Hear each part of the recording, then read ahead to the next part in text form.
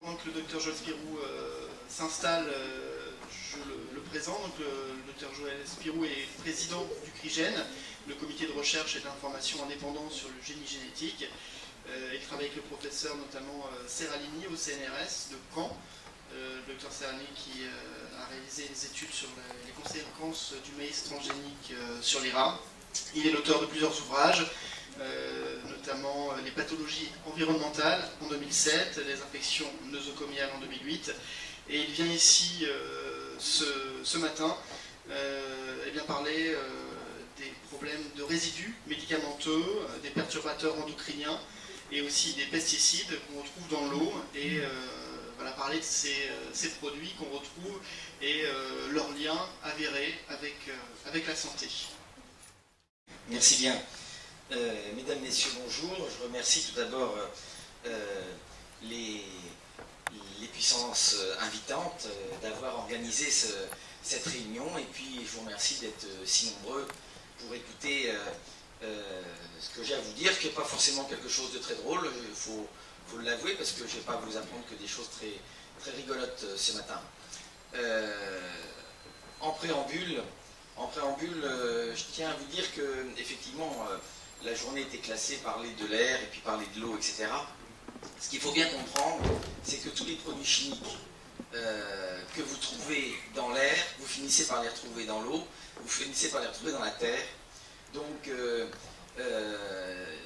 il vaut mieux, je pense, parler en termes de produits chimiques plutôt qu'en lieu de présence, parce que si on faisait les produits chimiques dans l'intérieur de cette belle salle, on aurait une somme colossale de produits chimiques, mais qu'on peut retrouver aussi à l'extérieur, qu'on peut retrouver dans l'air, qu'on peut retrouver chez nous. Donc, moi je vais vous parler, naturellement le thème c'est l'eau, mais dans l'eau vous allez voir qu'on y trouve à la fois des résidus de médicaments, mais aussi des pesticides, mais aussi toute une kyrielle de perturbateurs endocriniens. On va voir un petit peu ce que tout cela représente ensemble. Voilà, et en préambule, eh bien, puisque le thème c'est santé et environnement, eh bien, on va voir un petit peu ce que c'est que la santé et ce que c'est que l'environnement ensemble. Alors, Héraclite, 450 ans avant Jésus-Christ, qu'est-ce qu'il écrivait? Il écrivait l'état de santé de l'homme et le reflet de l'état de santé de la Terre. Vous voyez donc que c'est une vieille histoire, la préoccupation des rapports de l'homme à la santé, c'est une vieille histoire. Malheureusement, on n'y a pas trop fait attention, puisque vous voyez sur cet écran, vous voyez bien qu'entre les pesticides, les zones de pollution, le CO2, comment dirais-je, le smog, les fumées d'usine, les décharges, les rivières eutrophiques que vous connaissez bien malheureusement en Bretagne, avec toutes les algues qui se développent, vous voyez bien qu'on n'a pas fait trop attention au lieu dans lequel nous vivons. Quant à Hippocrate, lui qui était notre grand maître à nous les médecins, eh bien sa première phrase c'était l'aliment est ton premier médicament. Alors je vous laisse réfléchir avec les aliments actuels. On peut se poser là aussi des questions. On n'a pas gagné tellement en réflexion. Et puis il disait aussi, pour approfondir la médecine, il faut considérer d'abord comment dirais-je, les saisons, connaître la qualité des eaux, des vents, etc., du sol, et aussi connaître les habitudes des habitants. Vous voyez que tout ça, c'est sorti complètement du champ des thèmes de réflexion de la santé depuis plus d'un siècle, puisque avec l'avènement d'une médecine très technique, et qui a fait des progrès fabuleux en termes de technique, on a oublié un petit peu les relations avec l'environnement, à telle enseigne que la santé environnementale ne s'apprend pas encore en faculté de médecine. Alors là, je vous montre des petites photos pour vous montrer la différence entre de l'agriculture intensive et puis de l'agriculture paysanne.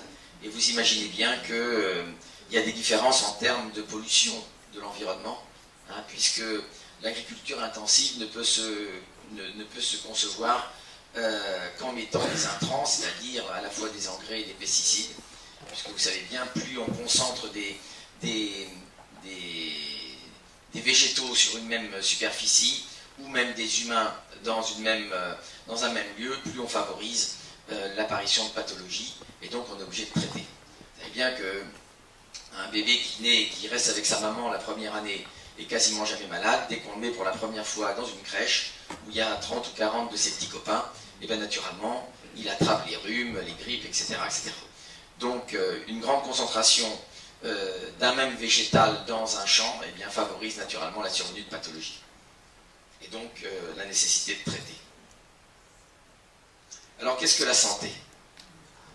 La santé, définition de l'OMS, en 1948, c'est un état de bien-être physique, psychique, social et pas uniquement l'absence de maladie. En 1948, je pense que nos prédécesseurs avaient bien réfléchi, parce que c'est tout à fait ça. Le seul problème, c'est que notre médecine, je suis médecin, donc j'en parle, et au quotidien, donc j'en parle avec bonne raison. Eh bien, lors de la nouvelle loi HPST, Hôpital Santé Territoire, qui a pris corps il y a 2 ans à peu près, eh bien, il était prévu que cette définition rentre dans la loi HPST, Hôpital Santé Territoire. Eh bien, cette définition a été retirée par le Sénat, parce que nos sénateurs ont pensé que le bien-être, ça avait plutôt à faire avec quelque chose de l'ordre du bonheur, et que le bonheur, ça n'avait rien à faire dans une loi. C'était mal connaître la vraie vie, parce que, vous savez, quand vous avez un poste de travail où vous faites ça toute la journée, vous finissez par avoir un mal-être d'abord au début, et puis le mal-être il se transforme en tendinite, en périarthrite de l'épaule, etc., etc., donc en pathologie. Mais aussi, quand vous travaillez dans une entreprise où il y a du mal-être psychique, vous pouvez penser à France Télécom il y a quelques années, eh bien il y a des gens qui sont amenés à se suicider parce qu'ils ne supportent plus ce mal-être. Et donc vous voyez que cette définition, elle avait tout à fait le droit d'être mise même en tête de la loi HPST. Mais c'est pas comme ça qu'on pense à l'heure actuelle en termes de santé. D'ailleurs, puisque j'emploie le terme de santé, vous ferez remarquer qu'à l'heure actuelle, nous n'avons pas de système de santé, nous avons qu'un système de soins. Et je crois que la différence est fondamentale. Et le soin, on le fait très bien.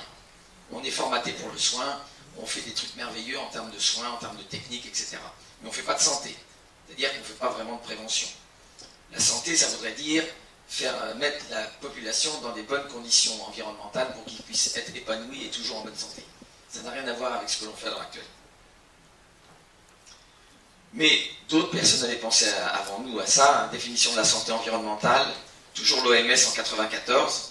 Qu'est-ce qu'il dit l'OMS? Eh bien, en vert, parce que on ne va pas tout vous lire, parce que c'est long, mais c'était pour que vous ayez une petite idée. Eh bien, la qualité de la vie, qui sont les facteurs de qualité de la vie, sont déterminés par les facteurs physiques, chimiques, biologiques, sociaux, psychosociaux et esthétiques de notre environnement. Et elle concerne également les politiques et les pratiques de gestion, de résorption et de contrôle et de prévention des facteurs environnementaux susceptibles d'affecter la santé des générations actuelles et futures. 94, eh bien, malheureusement, on ne voit pas grand-chose apparaître.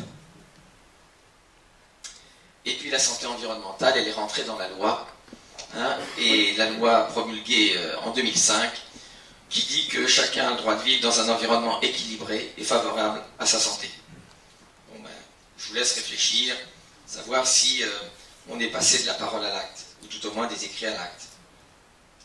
Alors qu'est-ce que l'environnement? Ben, l'environnement, c'est pas uniquement les petites fleurs, les petits arbres qui se promènent dans la campagne.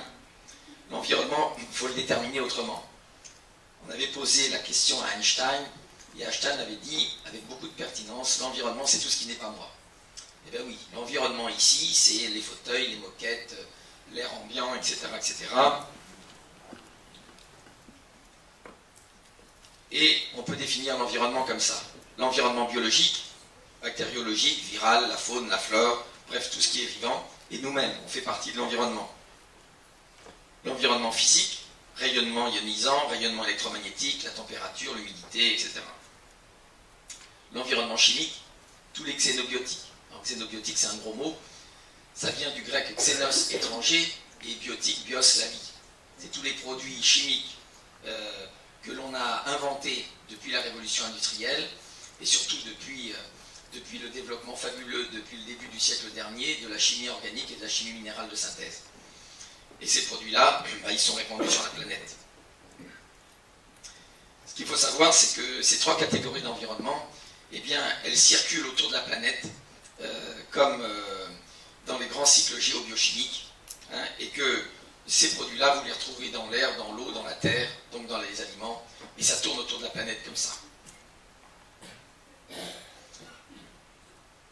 L'environnement sensoriel, c'est un environnement important. À l'heure actuelle, on paie un lourd tribut en termes de surdité, d'hypoacousie, d'acouphènes, dû à l'ambiance sonore trop élevée partout et tout le temps.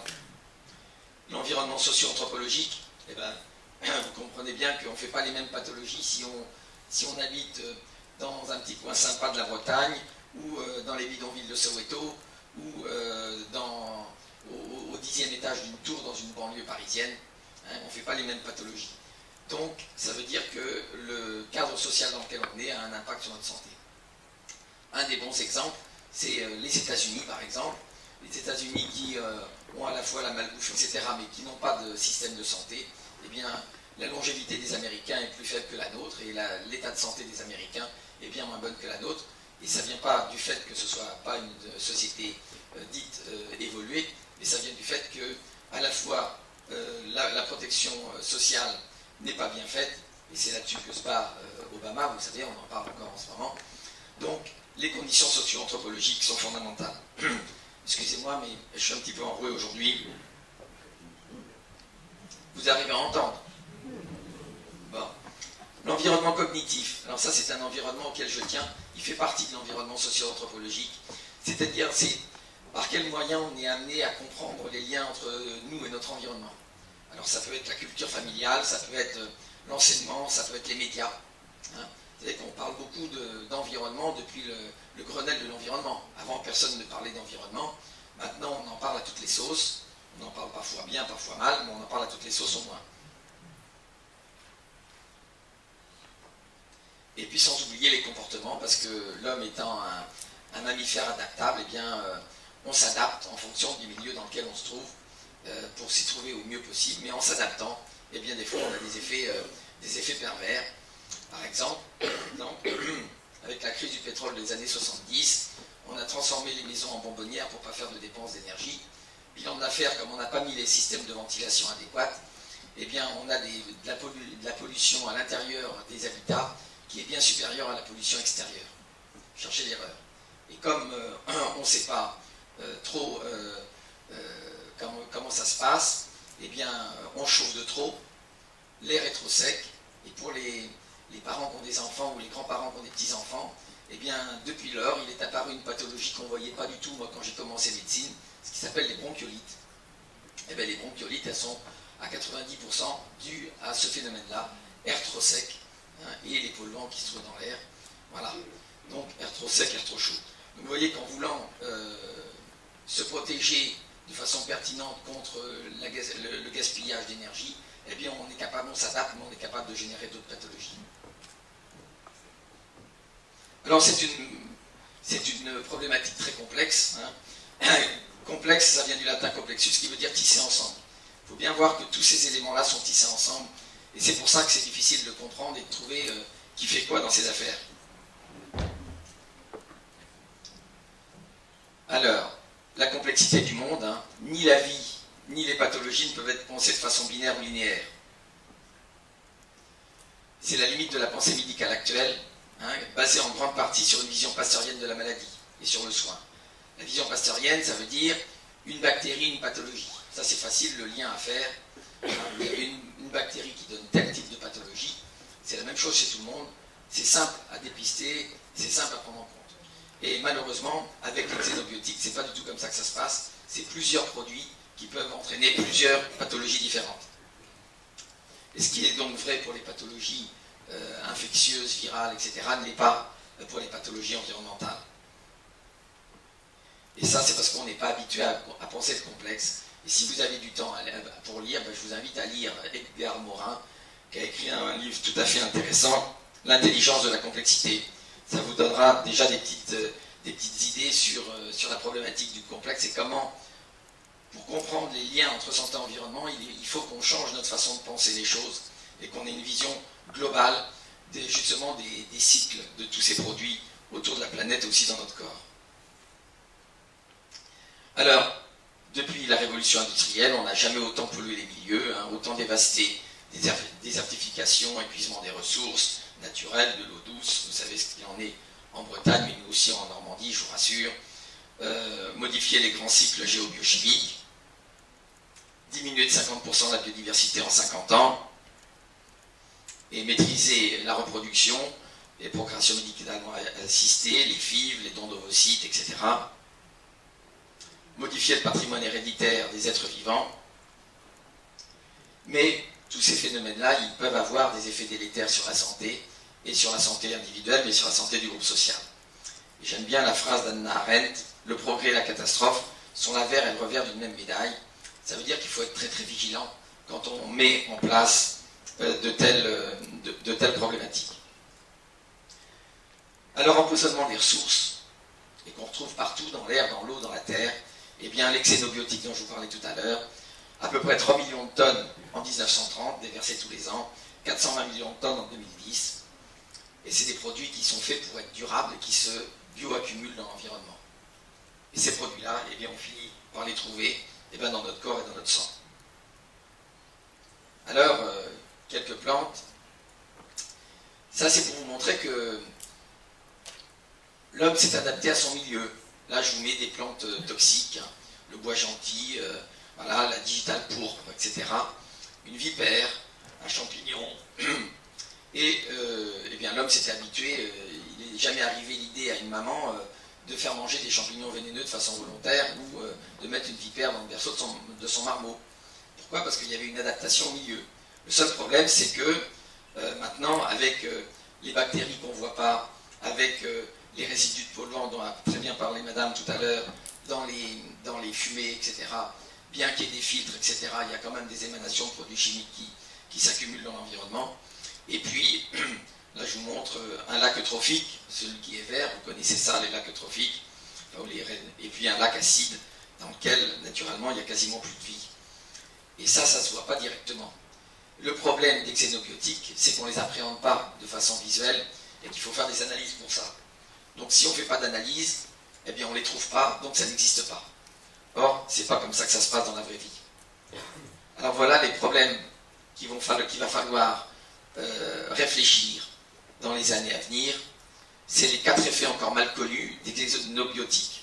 La bioaccumulation dans l'environnement, les effets combinés, les effets à long terme et les effets à faible dose. Voilà ce qui manque à la toxicologie actuelle pour réussir à mettre à l'abri la population mondiale des effets délétères des xénobiotiques. C'est un large challenge parce qu'on ne travaille pas encore comme ça, mais ça va être le challenge du XXIe siècle. Qu'est-ce qui se passe? La chaîne trophique, eh bien, quand ces produits se retrouvent dans l'eau, ça se concentre par le phytoplancton ou dans la terre, dans les plantes, les zooplanctons, les poissons carnassiers, les poissons herbivores, et hop, ça remonte à l'homme, et en même temps, nous, on l'absorbe en respirant.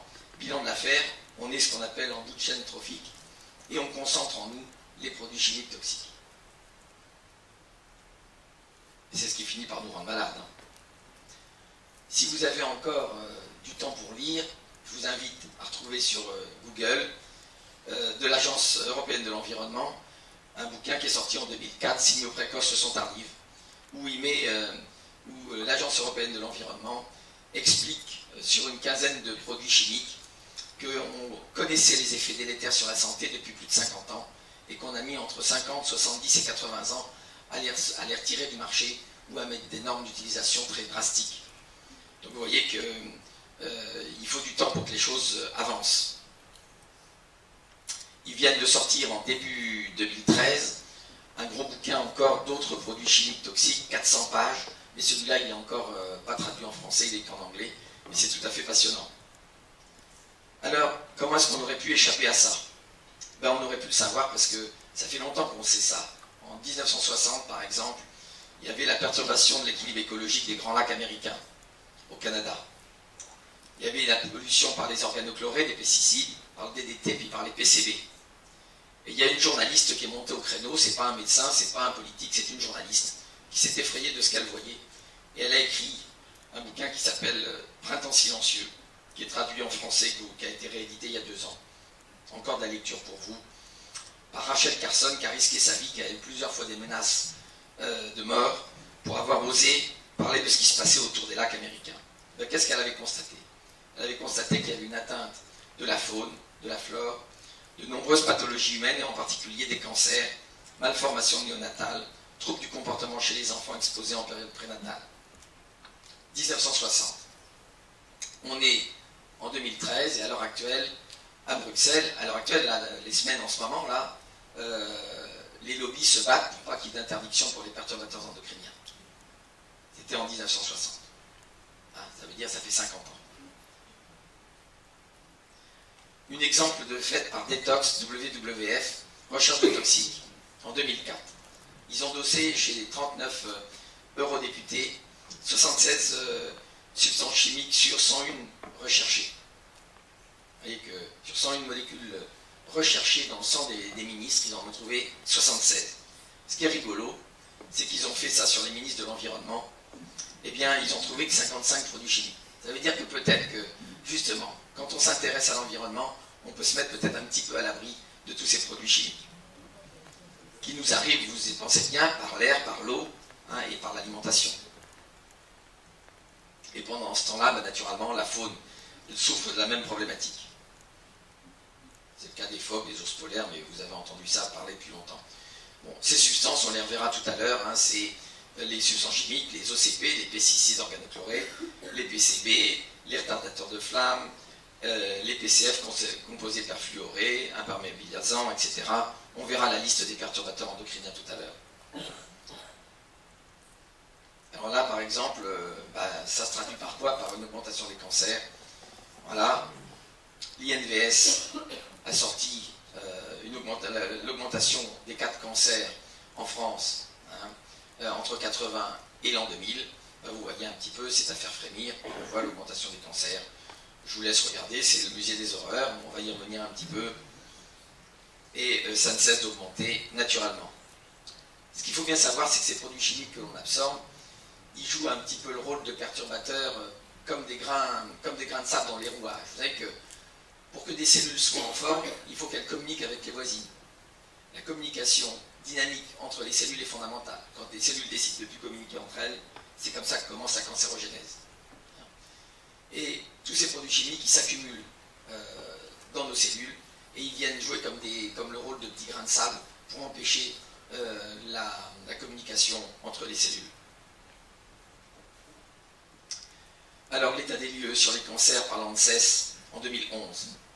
L'incidence chez l'homme en 2011, 200 000 nouveaux cas à peu près, 84 000 décès. Principaux cancers, prostate, poumon, colorectal. Chez la femme, 158 000. Vous voyez, les femmes sont plus résistantes que nous, mais c'est parce que nous, on est plus faibles parce qu'elles nous font tellement voir qu'on est plus fragile, Mais ça veut dire qu'on a plus besoin de tendresse aussi, peut-être. C'est un bon traitement. Chez la femme, 158 000 nouveaux cas, 63 000 décès. Principaux cancers, cancer du sein, cancer colorectal, cancer du poumon. En 2008, le nombre de nouveaux cancers dans l'Union européenne est de 2,4 millions en tout, 1,3 million chez les hommes, 1,1 million chez les femmes. Autant dire que c'est un vrai problème de santé publique. C'est un problème financier, naturellement, parce que le traitement des cancers, ça coûte horriblement cher. Mais moi, je vais au-delà de ça, je pense que c'est un problème réel en termes de souffrance. Parce qu'il y a la souffrance du patient qui a son cancer, mais il faut imaginer la souffrance de l'environnement quand une maman de 35 ans a un cancer du sein, fait une chimio, rayon, chimio, etc. Ben, je peux vous dire que ça a un impact sur les enfants, ça a un impact sur le mari, ça a un impact sur toute la famille. Et on n'évalue jamais l'impact en termes de souffrance. Et on devrait se mettre à l'évaluer parce qu'on aurait une vision un petit peu plus humaniste que de dire il y a tant de cas. Parce qu'en statistique, quand on dit il y a tant de cas, bon, ben, il y a tant de morts et puis basta, quoi, voilà. Mais quand on parle un peu de souffrance, c'est autre chose. Et il faut savoir que 90 à 95% des cancers sont liés à des facteurs environnementaux, pour 5 à 10% simplement pour des variations génétiques réellement identifiées. Au-delà des cancers, qu'est-ce qu'on constate? Une augmentation importante des maladies allergiques, des maladies bronchopulmonaires, du surpoids, de l'obésité, des maladies cardiovasculaires, de l'infertilité masculine et féminine, des malformations néonatales et des maladies orphelines. Donc voilà, c'est un petit peu le musée des horreurs, mais c'est ce qui se passe Et j'ai toujours tendance à dire que moi je préfère dire ce qui se passe dans la vraie vie, puis après on prend les dispositions qu'on a envie de prendre. Et puis naturellement les maladies bactériennes, virales ou parasitaires dont on n'est toujours pas sorti, hein, parce qu'il y a des pathologies bactériennes et virales émergentes et réémergentes, et on a de plus en plus de mal à les soigner avec les problématiques de résistance aux antibiotiques. Alors voilà en bilan. Hein. En bilan, l'homme a perdu 50% de ses spermatozoïdes en 50 ans, en augmentation des maladies immunitaires, des cancers, des maladies hormonales, des maladies neurodégénératives, des malformations néonatales, et puis on a en même temps une perte de 50% de la biodiversité. Donc vous voyez que ce n'est pas qu'une problématique humaine, c'est une problématique de toute la planète, et de tout le vivant sur la planète. Comment est-ce qu'on est atteint? On est atteint comme ça, genèse multifactorielle des pathologies, les aliments, les pollutions sonores, les rayonnements, les substances additives, les rejets industriels, les rayonnements ionisants, les gaz d'échappement, voilà. Il faut dire quand même que nos organismes sont particulièrement solides et résistants pour résister à tout ça. Hein, notre mécanique, elle est sérieusement bien faite, hein, et il va falloir la protéger. Les sources de polluants, dans les locaux de vie et de travail, eh bien, les peintures, les lacs, l'électroménager, les produits d'entretien, les poussières, cuisine, matériaux de construction, système de ventilation, l'air extérieur, etc. À l'heure actuelle, une chose est sûre, c'est que l'air intérieur est plus pollué que l'air extérieur. Alors ça nous permet de voir un petit peu ce que c'est que les pathologies humaines. Les pathologies humaines, il y a les pathologies héréditaires, chromosomiques ou épigénétiques, on reviendra si on a le temps sur l'épigénèse tout à l'heure, et les pathologies environnementales, qui sont microbiennes ou non microbiennes. Alors, on va les différencier un peu pour que vous ayez ça bien en tête. Les pathologies microbiennes, c'est des agents automultiplicatifs. Les non microbiennes, c'est des agents qui s'accumulent éventuellement et qui sont plus récents. Les pathologies microbiennes, c'est des effets à court terme. Pour les non microbiennes, c'est des effets à long terme. Il y a une spécificité d'organes pour les pathologies microbiennes. On sait qu'un virus ou une bactérie, ça attaque telle ou telle partie de notre corps. Voilà. Et par contre, les pathologies non microbiennes, eh bien, c'est des effets plus diffus. Là, c'est la taille de la cellule, de l'immunologie. Pour les pathologies non microbiennes, il n'y a pas d'immunologie. C'est de la taille de la molécule. Et il faudra qu'on se détoxifie si on veut se sortir d'affaire. Et puis, les bactéries, c'est facilement mesurable, hein, avec des symptômes caractéristiques. L'épidémiologie est facile. Mais pour les xénobiotiques, eh bien, vous avez compris que c'est difficilement mesuré. Les symptômes sont divers et variés. Et l'épidémiologie est donc plus difficile. Et donc, grâce à l'hygiène découverte par Pasteur, on a maîtrisé l'espérance de vie largement pendant le XXe siècle. C'est la médecine pasteurienne. Et donc l'hygiène pasteurienne. Et ce qu'il faudra faire au XXIe siècle, c'est une hygiène chimique. Et ça va être le vrai challenge. Si on veut se sortir d'affaire, il va falloir mettre sur pied l'hygiène chimique. Alors, la toxicologie actuelle, eh bien, puisqu'on est toujours sur le thème de Pasteur et de l'hygiène et de la vision pasteurienne du monde, eh bien, la toxicologie actuelle n'est plus adaptée à nos polluants, hein, puisque c'était à l'époque, c'était Paracels, la dose c'est le poison. Alors là, on sait que des doses infimes, par exemple chez les perturbateurs endocriniens, peuvent produire plus de troubles que des doses fortes. Hein. La toxicité n'est plus du microgramme, du milligramme, du microgramme, mais du nanogramme, voire du picogramme. Picogramme, 10 puissance moins 12. Vous voyez, c'est vraiment infime. On a des effets combinés, des effets cocktails, on a des effets de bioaccumulation, et on a aussi des problèmes de toxicologie transgénérationnelle. Donc c'est vraiment un problème actuel de revisiter la toxicologie. Les limites de l'épidémiologie, vous l'avez comprise, hein, faire de l'épidémiologie quand on a une bactérie et une pathologie bien déterminée, on compte le nombre de personnes atteintes et on sait qu'ils ont été atteints par ça. Or, vous l'avez compris maintenant, c'est que avec les produits chimiques, d'abord, on n'a pas tous les mêmes produits chimiques dans notre sang, on n'est pas tous atteints de la même façon, et on ne va pas tous le manifester de la même façon. Donc ça va être très difficile de faire de l'épidémiologie. Et qu'est-ce qu'il faudrait pour faire une nouvelle épidémiologie? Eh bien, il faudrait croiser plusieurs facteurs. Il faudrait d'abord regarder les effets cellulaires, donc sur des cellules in vitro, hein, regarder les effets de ces produits sur des animaux de laboratoire, regarder un petit peu ce qui se passe dans la faune sauvage et dans les animaux d'élevage, regarder les cas humains et essayer de comprendre les mécanismes biochimiques. Et quand on aura croisé tout ça de façon complexe, on pourra mettre en œuvre un réel principe de précaution pour mettre des bonnes normes d'utilisation des produits chimiques pour protéger la population mondiale.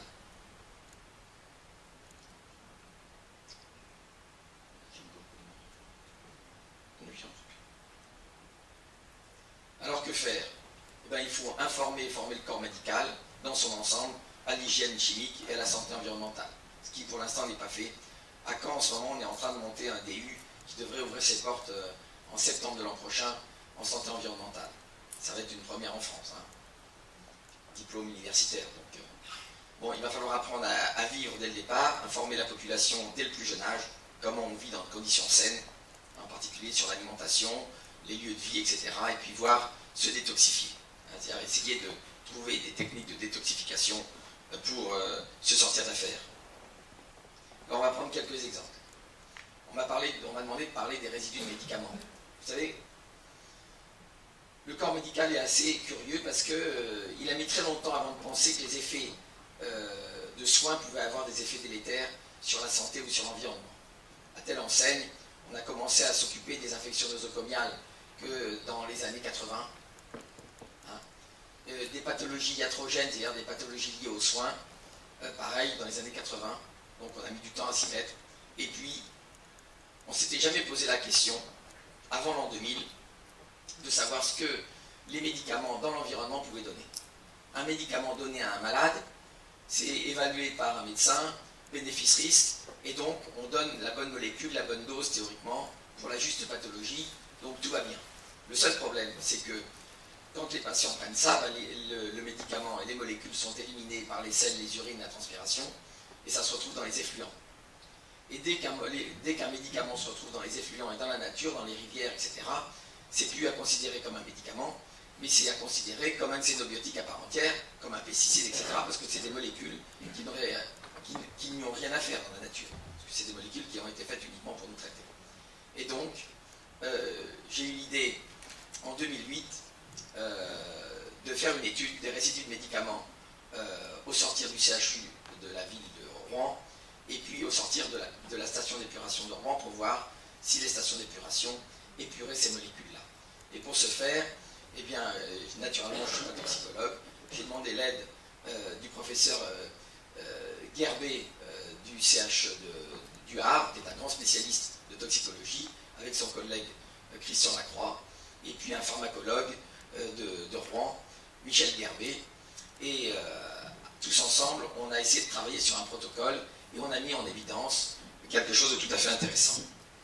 Je vais vous montrer ça, c'est une étude donc qui a été faite en 2008-2009.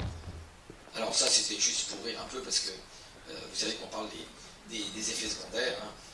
Vous n'avez pas un seul médicament parce que même si je vous annonce des choses tristes, il faut quand même avoir le sourire. J'ai enlevé tous ceux qui présentaient des effets secondaires. Vous voyez, donc à un moment, il faut être raisonnable. Société de soins, donc je vous en ai parlé. Qu'est-ce que c'était que ça? Oui, alors si quand même, plusieurs milliers de tonnes de médicaments à usage humain, hein, 100 000 tonnes par an, soit 15 grammes par individu, sont déversés chaque année au niveau mondial et sont jetés en nature ou après métabolisation dans l'environnement. Première mise en évidence en 1976 aux États-Unis. Et puis après, dès 1999, donc c'est l'an 2000, on a commencé à faire des dosages. Mais les Américains, ce qu'ils avaient fait, c'est qu'ils avaient fait des dosages ponctuels, c'est-à-dire qu'ils allaient dans les rivières, ils prenaient 1 litre, ils analysaient, et c'est tout. Nous, ce qu'on a fait, on a fait une étude avec des préleveurs asservis au flux, 24 heures sur 24, ce qui fait qu'on a pu faire le tonnage de médicaments dans les effluents. Et vous voyez que c'est une histoire qui a commencé très tardivement. On voit les dates à laquelle on a vraiment commencé à publier au niveau national et international. C'est dès les années 2000 qu'on a commencé à s'inquiéter de cette affaire-là. D'ailleurs, pour vous dire, à la suite de notre étude, eh bien, il y a eu le fameux plan national résidus de médicaments dans les eaux, hein, qui a été mis sur place par Madame Nathalie Kosciusko-Morizet il y a 2 ans et demi. C'est un vrai problème de santé publique.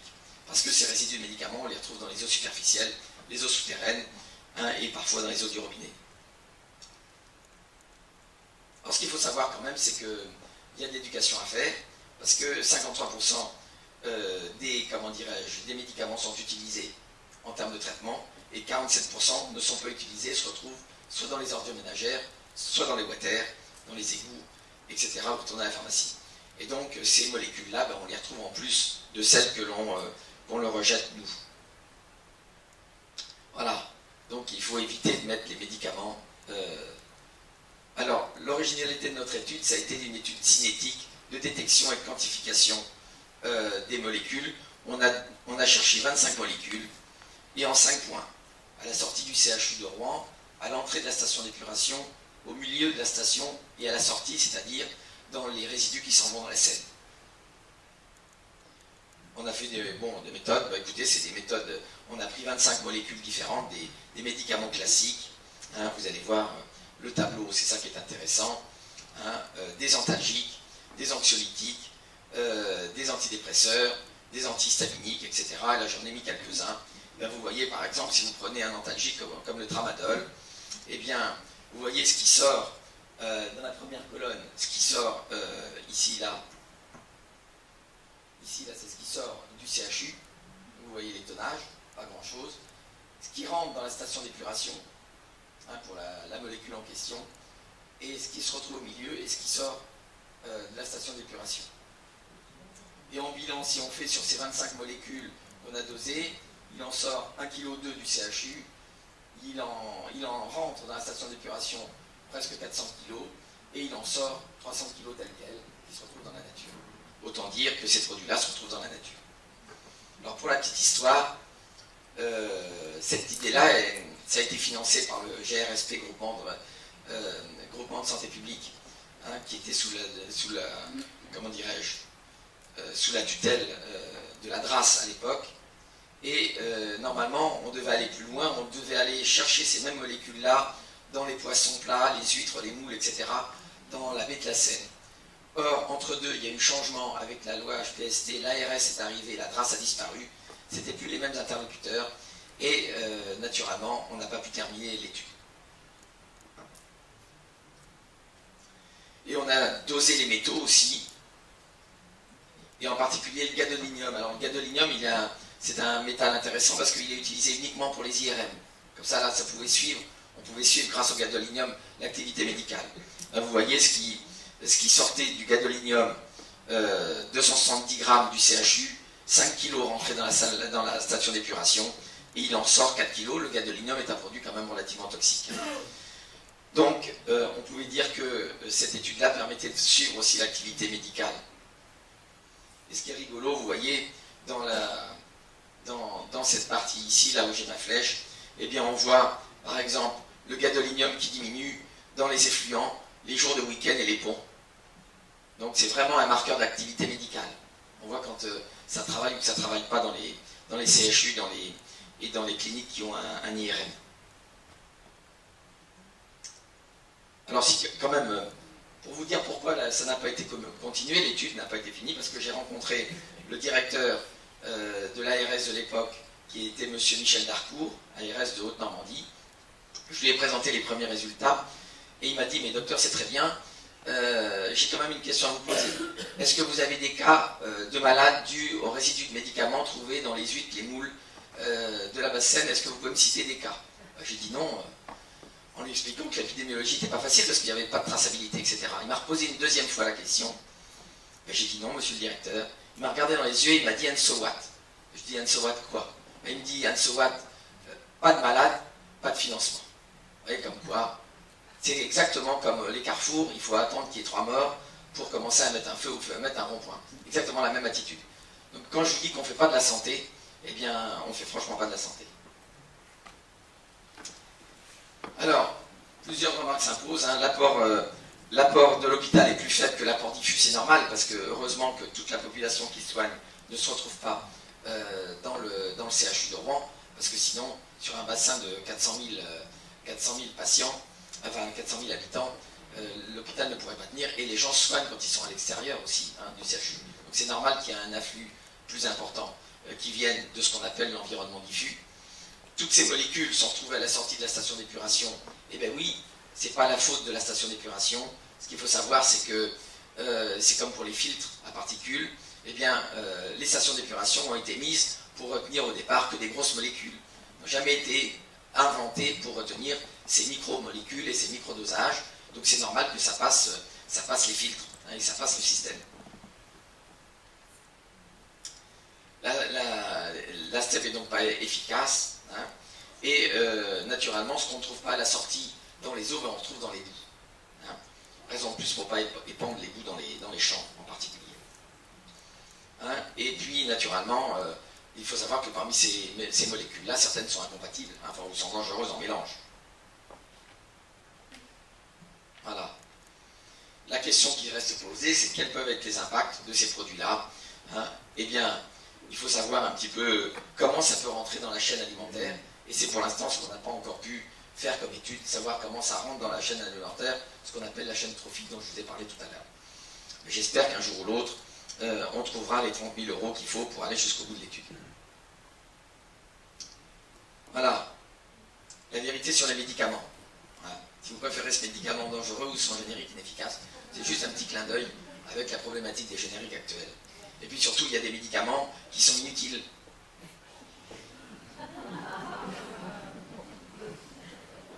Voilà, médicaments inutiles. Vous saviez bien qu'il y avait des médicaments utiles. Alors, il nous reste 20 minutes là pour les perturbateurs endocriniens. Je vais vous parler des perturbateurs endocriniens. Alors, les perturbateurs endocriniens, c'est une notion récente, hein, il y a une dizaine d'années. En fait, c'est des produits qui ressemblent à des hormones. Hein, c'est comme le Canada Dry avec le whisky. Ça ressemble, mais ça n'en est pas, mais ça vient prendre la place des hormones dans nos organismes. Le mode d'action, ça a un effet mimétique, ça ressemble, donc ça peut limiter l'action d'une hormone naturelle, ça peut provoquer des effets de blocage, des effets perturbants, c'est bien pour ça qu'on les appelle les perturbateurs endocriniens. Et il y a un dernier facteur qui est important, c'est que ces perturbateurs, en particulier chez la femme enceinte, hein, eh bien, ont des périodes d'activité et d'effets toxiques et délétères en fonction de l'embryogenèse, des périodes différentes. Donc tous ces produits-là, naturellement, sont dramatiques pour les femmes enceintes et pour tous les mammifères, comment dirais-je, en reproduction. Et alors les perturbateurs endocriniens, ben, il y a les pesticides, mais il n'y a pas que ça, regardez un petit peu. Les phtalates, les PVC, les retardateurs de flamme, les rejets industriels, les éthers de glycol, le bisphénol. Tout le monde a entendu parler du bisphénol A dans les biberons des bébés. Ça a été une belle histoire parce que les mamans ont eu peur d'empoisonner leur bébé. Ben, du jour au lendemain, il n'y a plus un biberon en plastique qui s'est vendu. Et maintenant, il y a des biberons en verre et on est sorti d'affaire. Hein. Comme quoi, avec notre porte-monnaie, on peut changer la face du monde. Et puis les conservateurs antimicrobiens, les PCB, les alkylphénols qui sont dans les détergents, les phytoestrogènes, les métaux lourds. Vous voyez que les perturbateurs endocriniens, c'est vraiment une catastrophe en termes de santé publique. Les pesticides. Les pesticides, ou pudiquement appelés phytosanitaires ou phytopharmaceutiques. Alors tous ces produits-là que je vous ai énumérés, que vous avez vus, ben, ils se retrouvent dans l'eau naturellement. Hein. Dans l'eau, dans l'alimentation, ils se retrouvent potentiellement dans l'air aussi. Hein. Pour vous donner une petite idée, à Sherbrooke au Canada, il y a 2 ans, il y a eu une étude de fait sur l'eau de pluie et sur l'air de Sherbrooke.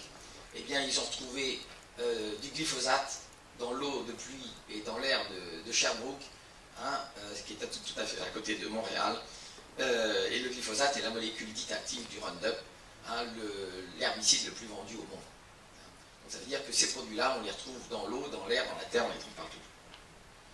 Alors faites-moi plaisir, n'appelez plus jamais un produit phytosanitaire ou un produit phytopharmaceutique, appelez ça un pesticide, parce que c'est un produit qui est fait pour tout. Ce n'est pas un produit phytosanitaire, ça c'est se donner bonne conscience. Et d'un autre côté, il faut savoir aussi que si c'est appelé comme ça, c'est parce que c'est les mêmes laboratoires qui font à la fois les pesticides et qui font à la fois les médicaments. Et bien oui, vous retrouvez BASF, Bayer, Syngenta, Novartis, etc. Monsanto qui avait des laboratoires pharmaceutiques qu'on n'a plus maintenant et qu'on a eu beaucoup. Donc vous voyez que c'est les mêmes qui produisent d'un côté les pesticides et qui produisent nos médicaments de l'autre. Je vous laisse réfléchir à ce lien.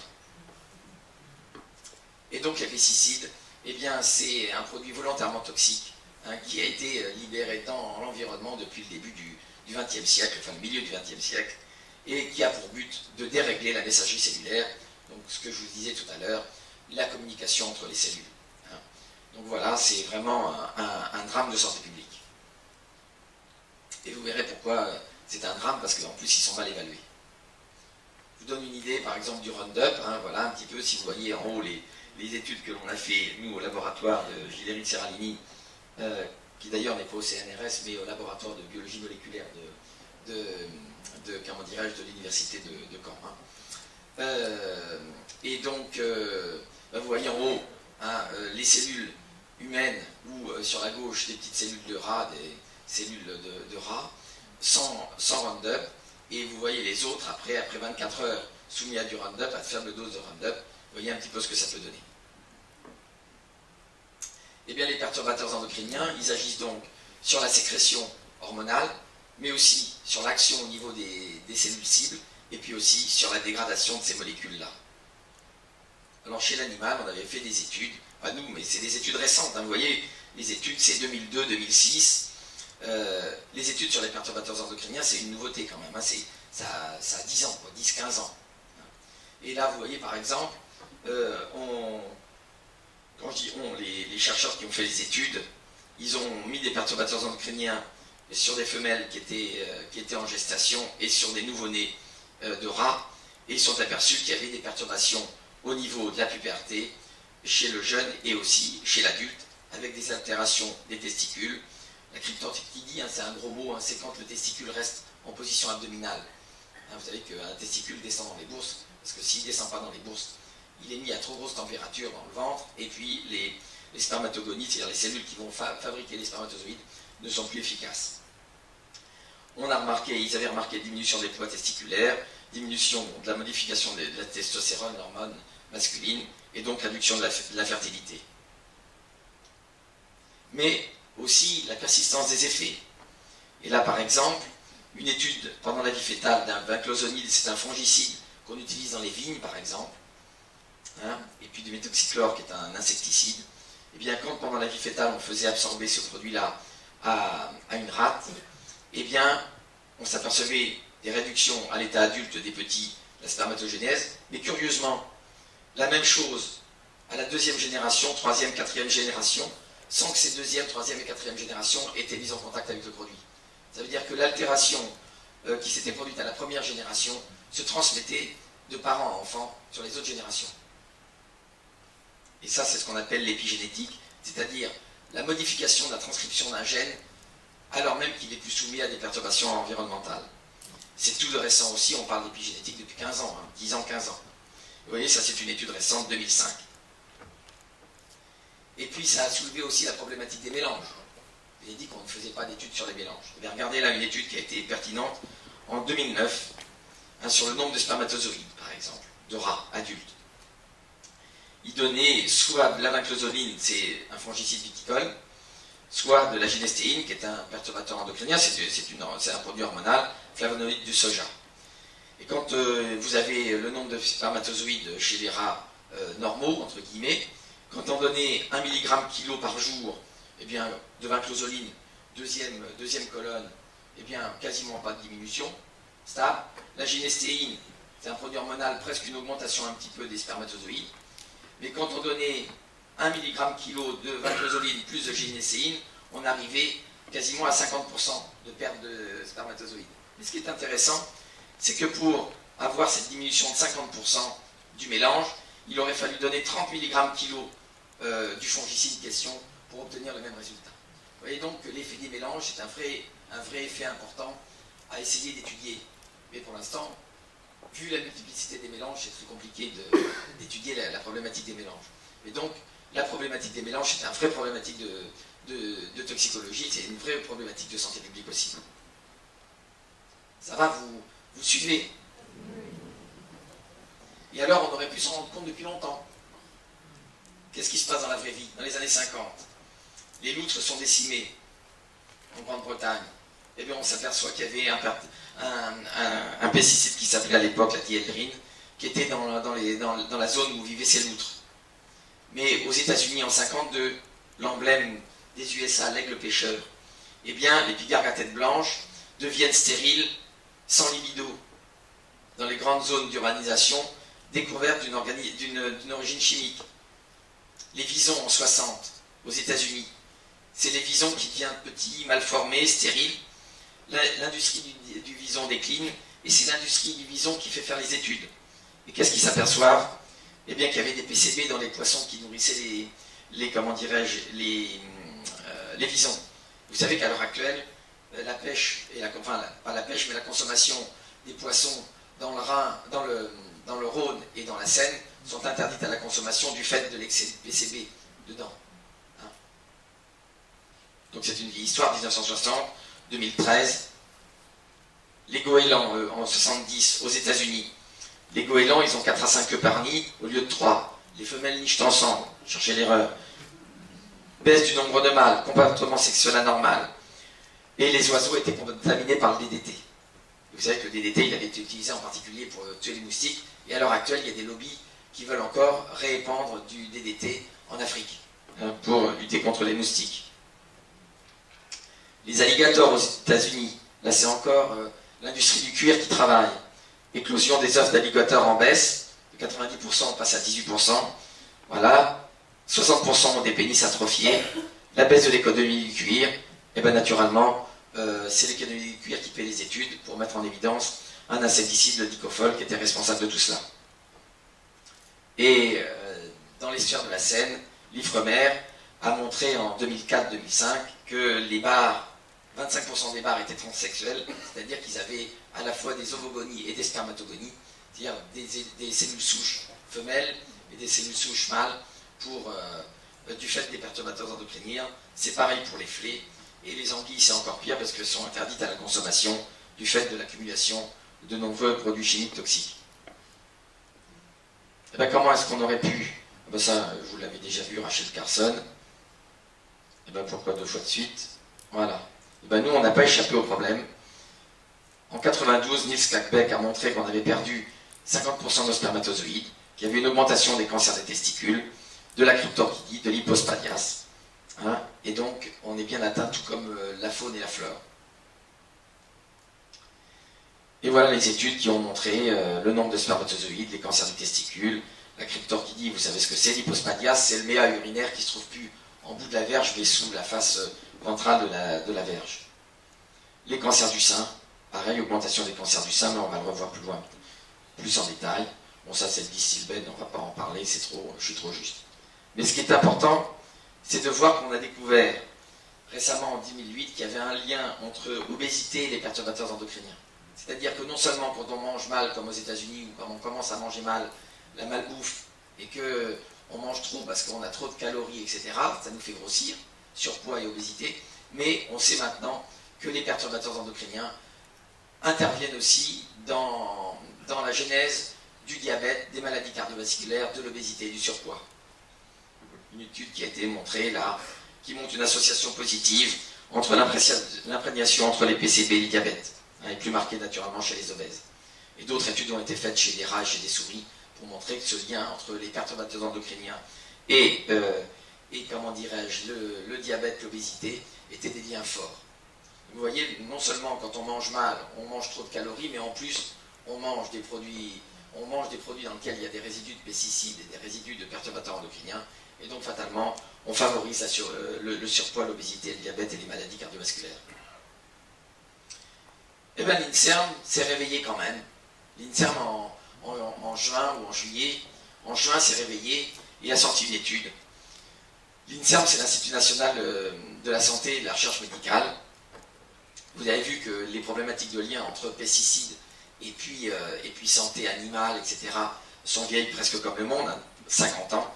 Eh bien, l'INSERM a sorti une étude en montrant qu'il y avait des liens entre pesticides et cancer, des liens entre pesticides et maladies neurodégénératives, des liens entre pesticides, grossesse et développement de l'enfant, des liens entre pesticides et fertilité, et puis il se pose la question des mélanges. Alors, le rapport, on m'a interviewé quand il est sorti, j'avais lu le rapport, j'ai trouvé qu'ils étaient un petit peu mous du genou, à l'INSERM, parce qu'ils auraient dû rentrer dans le chou à la fois des instances qui accréditent tous ces produits-là, et demander le retrait immédiat de tous ces produits, ou tout au moins la modification des normes de façon immédiate, mais ils ne l'ont pas fait, parce que il ne faut pas faire trop de remous, parce que ça veut dire remettre en cause aussi tout le système agricole actuel.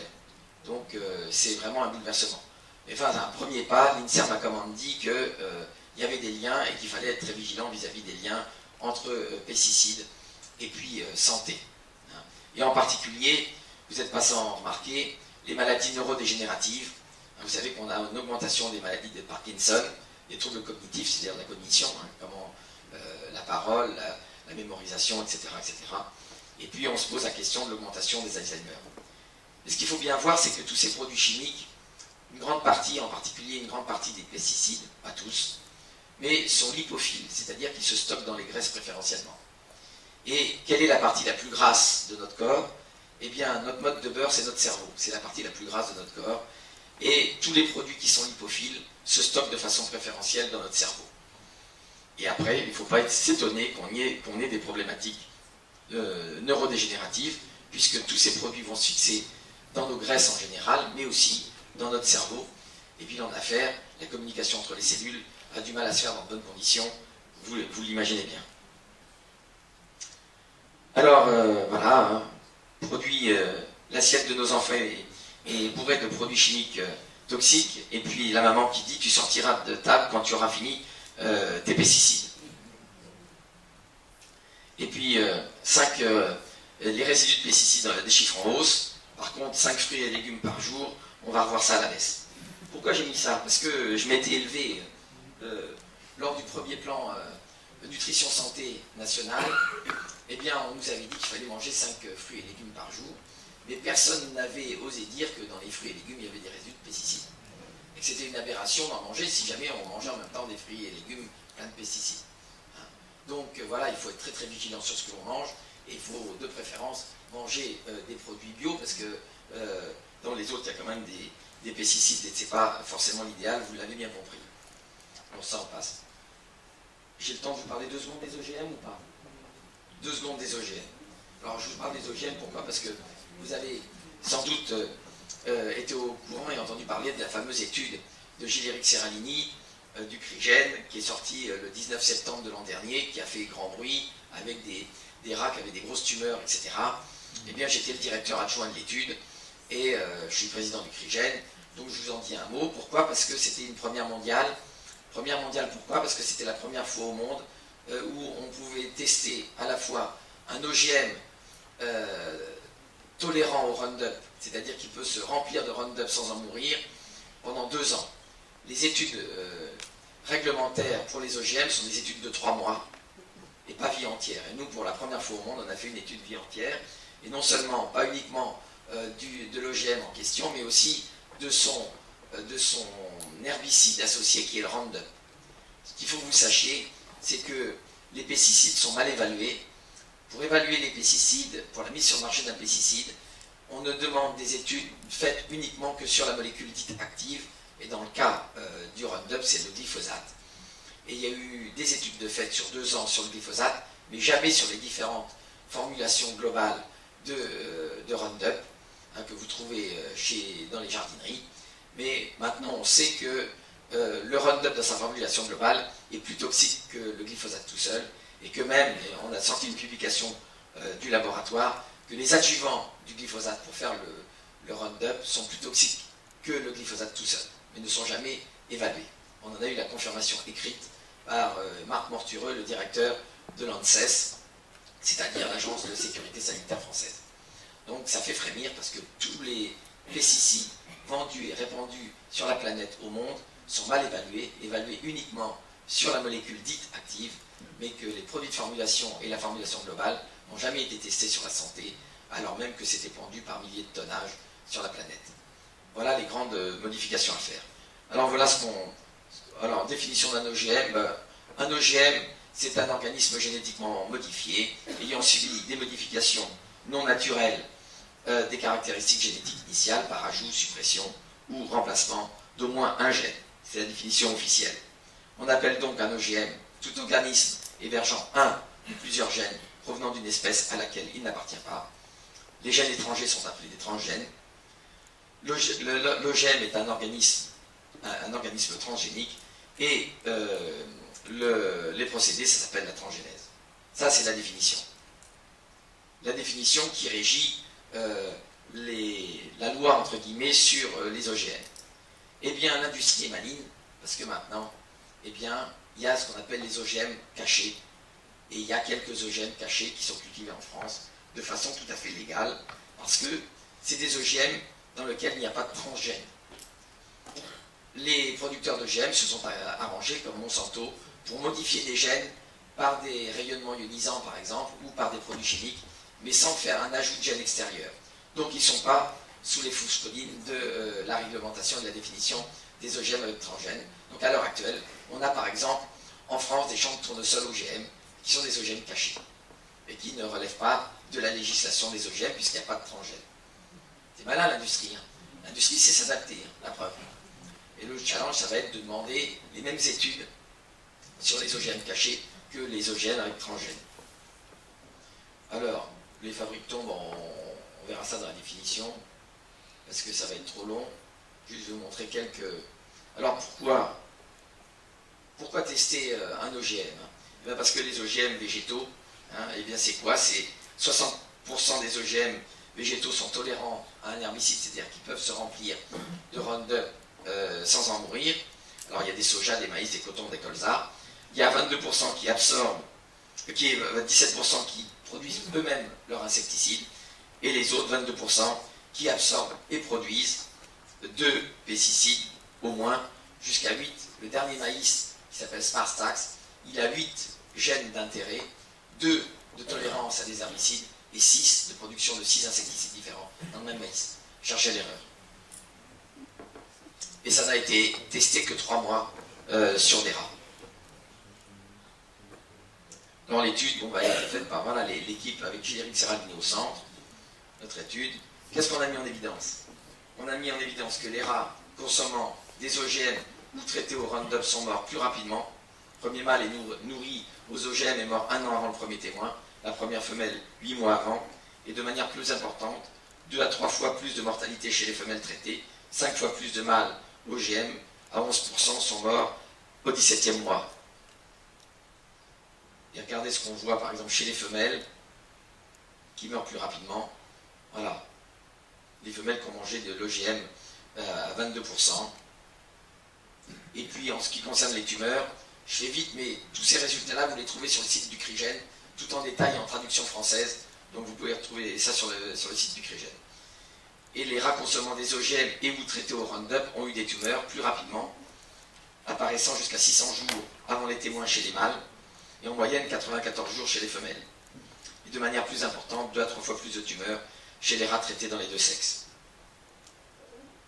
Et chez les femelles, par exemple, vous voyez la différence de fibroadénome mammaire entre les traités au Roundup et celles qui sont les témoins. Et vous avez compris que le Roundup étant un perturbateur endocrinien, ça ne vous étonne pas que ces femelles aient des problématiques mammaires. Alors vous voyez là le type de tumeur, hein, il y a des photos que vous pourrez voir, et voilà un petit peu, ça c'est une femelle qui avait deux grosses tumeurs comme ça, et dans les normes de bonnes pratiques de laboratoire, on sacrifie les rats quand les tumeurs atteignent 25% du poids du corps, ce qui est énorme. Et il y a des perturbations hépatiques et rénales chez les mâles, par exemple. Vous voyez tout en haut les foies, entre un foie normal sur votre gauche, tout, et puis les foies pathologiques, et puis on va sur les reins. Hein, je vous laisse voir un petit peu.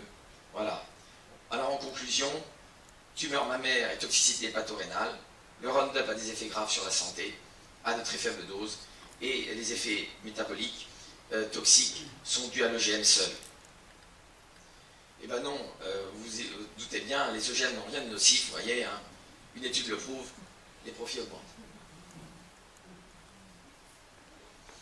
Et puis ça c'est Gueuluc, sorti juste après la publication, et vous en pensez quoi de cette étude sur les OGM? Et puis il y a le petit rat qui dit ça me fout un peu les boules, non?